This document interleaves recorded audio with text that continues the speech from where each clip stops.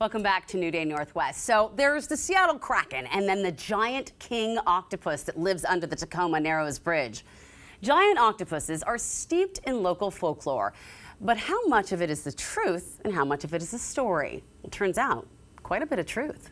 I chatted with Alaska-based marine biologist and octopus enthusiast Dr. David Scheel about his new book, Many Things Under a Rock, The Mysteries of Octopuses.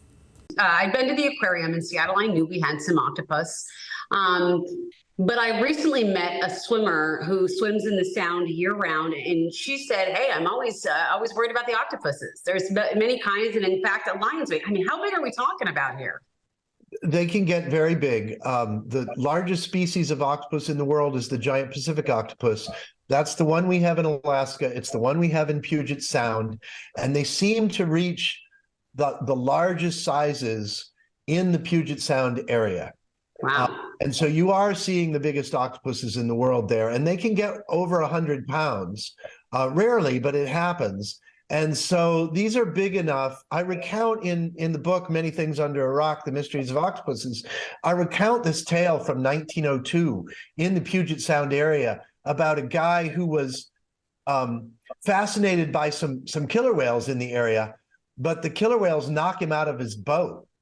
And you might think the killer whales were going to be his problem, but that's not what happens. He is grabbed by something from under the water. And because of the way he's grabbed, he's immediately convinced that it's an octopus. And this is a very rare occurrence, but it does severely injure him.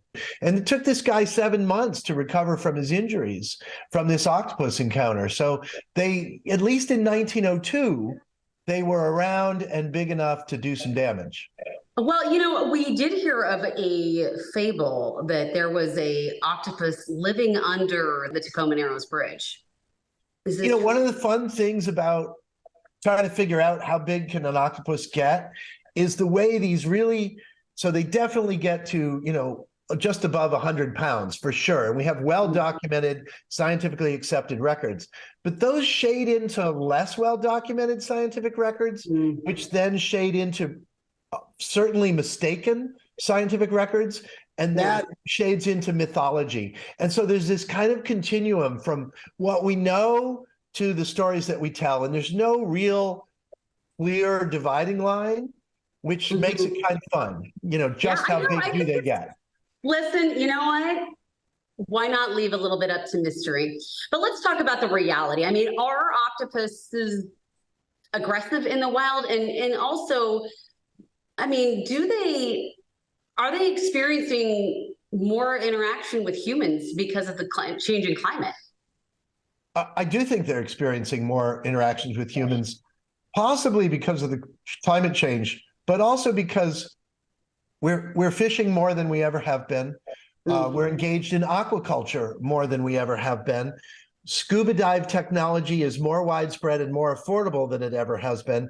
And underwater cameras are more affordable than they ever have been. And aquarium technology is more widespread, more successful, and more affordable than it ever has been. So we're just interacting with ocean life as technology improves more and more and more. And all of those factors mean that we're seeing octopuses more than we have been. Yeah. You asked just how sort of active and aggressive they are. And of course, octopuses are aggressive predators on clams and crabs, primarily. They're really not very predatory on anything else, but they are immensely curious animals. And so I imagine that, you know, anything that even remotely looks like an octopus attacking a person has to do with the octopus being curious. Aha, that's interesting. Okay, so what do you do if you encounter one, and how do we protect them? Because they are such incredible animals.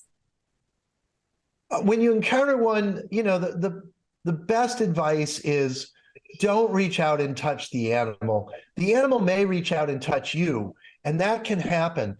And the best thing there is the more you tug, the more likely they are to try and hold on. And so the way to get them to let go, if you're not worried about time, is just to relax and, you know, let them investigate and then let them let go. If you have to be in a hurry, for example, because you only have so much air in your lungs, then, try and pop the suckers off one at a time. Pull them off gently like a bath mat, but be gentle. They're fragile animals. I think what we need to do to protect them, there's a lot of different things we can do. They need rich, abundant beds of shellfish in order to thrive. They need crabs and they need clams in the area in order to survive. And so we need areas that just are not fished for all of these things. Not only not fished for octopuses, you guys have an area that's closed to octopus harvest in Puget Sound itself. It's a reserve, particularly for octopuses, area where divers can go and see them.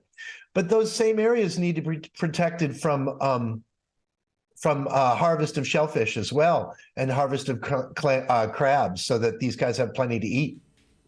Feed the octopuses. There's so much great information. Go check out his book.